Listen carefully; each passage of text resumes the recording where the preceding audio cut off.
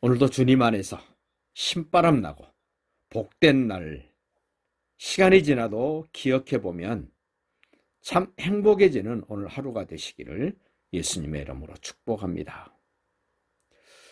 블레셋 사람들과 싸우면 백전백패할 수밖에 없는 사울. 블레셋과 싸우면 싸울 때마다 승리할 수밖에 없는 다윗. 그 두 사람의 차이가 뭘까? 그것은 하나님에 대한 신뢰, 하나님이 말씀하신 것에 대한 반응의 결과가 패배로 나오고 승리로 나온다고 성경은 우리에게 가르쳐 줍니다.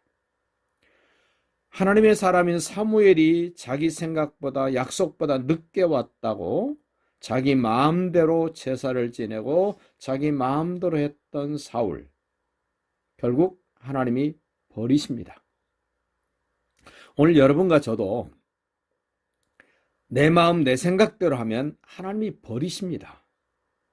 내 형편이 그렇다고, 내 환경이 그렇다고 내가 하지 말아야 될 일을 내가 하면 사울 왕을 버리듯이 하나님 우리를 버리신다라고 지금 경고를 합니다. 자기 군인은 3,000명밖에 안 되는데 적은 모래알처럼 엄청나게 많습니다. 탱크도 있습니다. 인간적인 눈으로 바라보면 겁이 납니다. 두렵습니다.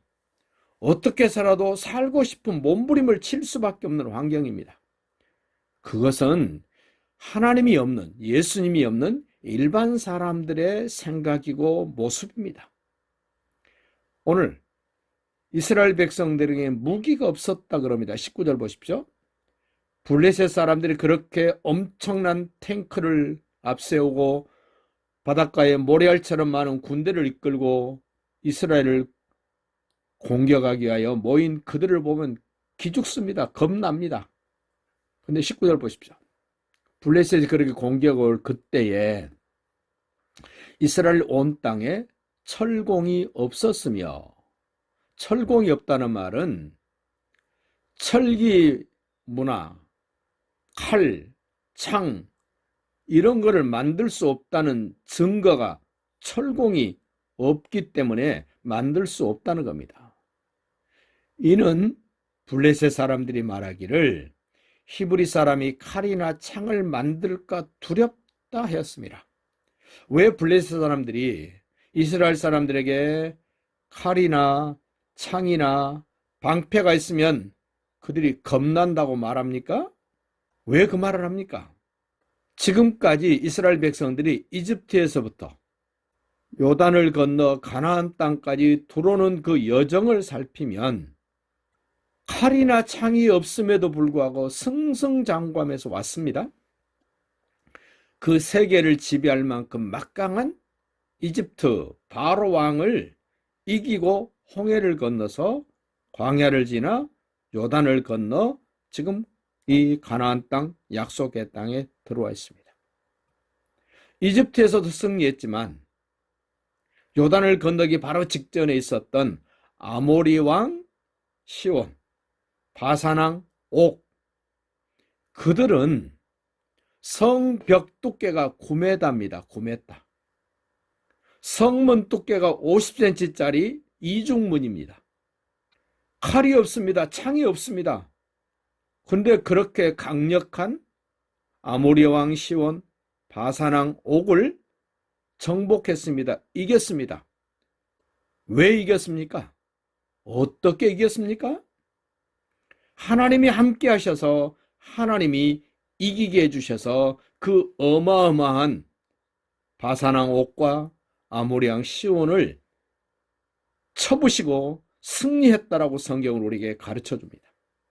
그리고 요단을 건너와서 여리고성을 볼 때 견고한 성입니다. 어떻게 여리고성을 정복했습니까? 칼도 없고 창도 없는데, 빈손인데 하나님이 시키는 대로 했을 때 여리고성이 무너졌고 승리했습니다. 우리는 이스라엘 백성들의 과거를 돌아보면서 오늘 여러분과 저의 지난 날들을 돌아보면서 어떻게 지금 이 자리에 왔습니까? 어떻게 승리했습니까? 지난 날을 생각해 보십시오. 내 방법, 내 수단, 내 계획으로 승리한 적이 한 번도 없습니다. 앞으로 우리에게 수많은 블레셋 같은 적들이 우리 앞에 나타날 겁니다. 어려움들이 우리 앞에 펼쳐질 것입니다. 그때 사울 왕처럼 해서는 안 될 일을 하시겠습니까? 하나님이 시키는 대로 하겠습니까? 그것이 승패가 결정됩니다. 불행과 행복이 결정됩니다. 하나님을 신뢰합시다. 도저히 불안하고 걱정된다면 하나님께 여쭤보십시오. 하나님, 제가 지금 이런 상태입니다. 어떻게 하면 됩니까? 기도로 물어보십시오. 목사에게도 물어보십시오. 가장 안전한 방법, 가장 확실한 방법, 하나님께 묻습니다. 하나님이 말씀하신 말씀대로 따르는 겁니다. 예수가 없는 사람들은 콧방귀 낄 겁니다. 그래가지고 어떻게 살겠냐 그럽니다. 그런데 보십시오. 하나님이 말씀하신 대로 손에 칼도 없고 창도 없는데 이깁니다. 다시 보십시오. 20절. 온 이스라엘 사람들이 각기 보습이나 삽이나 도끼나 꽹이나 쇠스랑이나, 지금 20절 21절에 나와 있는 이 도구들 보십시오. 농사 지을 때 쓰는 농기구입니다. 보습, 쟁기질할 때 쓰는 겁니다. 삽, 땅 팔 때 쓰는 겁니다. 도끼, 나무 팰 때, 괭이, 땅에 있는 거 뭐 뽑아낼 때, 쇠스랑, 땅 고를 때, 이럴 때 쓰는 농기구는 쓰다 보면 무뎌집니다. 그래서 철공이 없는 이스라엘 백성들은 이것조차도 새롭게 할 수 없기 때문에 블레셋 사람들에게 갑니다. 그 20절에 재밌는 말이 나옵니다. 보십시다. 온 이스라엘 사람들이 각기 보습이나 삽이나 도끼나 괭이를 버리려면, 쓰레기처럼 버린다는 말이 아닙니다. 새롭게 바꾸고자 한다면, 소위 대장간에 가서 그것을 손질해서 쓰기 편하도록 좋은 결과를 만들도록 다시 버리는 일, 새롭게 하는 그 일을 위해서는 블레셋 사람에게로 내려갔다 그럽니다. 확실하게 철기를 다루는 철공이 이스라엘에게는 없습니다. 당연히 칼도 창도 없습니다. 그러나 우리 기억합시다. 이스라엘 백성들에게는 철보다 더 강한 하나님이 있습니다. 창보다 더 강한 예수님이 있습니다. 우리에게는 어떻습니까?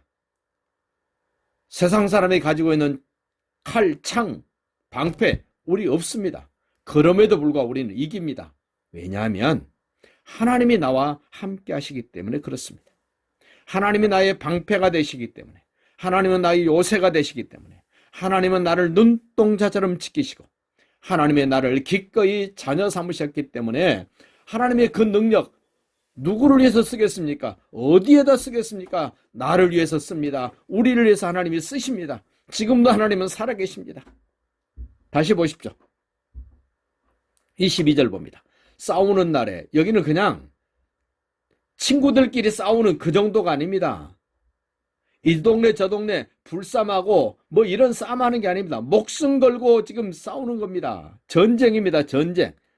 이 싸운다는 말을 그냥 일반적인 말로 하면 안 됩니다. 전쟁할 날에 사울과 요나단과 함께한 백성의 손에는 칼이나 창이 없고, 반복하잖아요. 지금 적을 물리칠 만한, 적을 죽일 만한 그런 무기가 없습니다. 다만 오직 사울과 그의 아들 요나단에게만 있었다. 다른 사람에게 없는데 딱 두 사람만 무기를 가지고 있습니다. 그런데 블레셋 사람들은 탱크를 가지고 칼로 무장하고 그들이 이스라엘 백성들 앞에 있습니다. 어떻게 이깁니까? 하나님에 대한 신뢰가 없으면 겁먹습니다. 기죽습니다. 어떻게 할 방법이 없습니다. 그러나 우리에게는 주님이 계십니다. 하나님이 내 아빠십니다. 그분은 변함이 없으십니다. 여전히 사랑합니다. 여전히 나를 지키십니다. 나와 함께 하십니다. 그 하나님에 대한 신뢰로 그분이 말씀하신 말씀을 붙잡고 오늘도 승리하시고 일평생 이 주님을 바라보시면서 힘을 얻으시고 승리하시기를 예수님의 이름으로 축복합니다.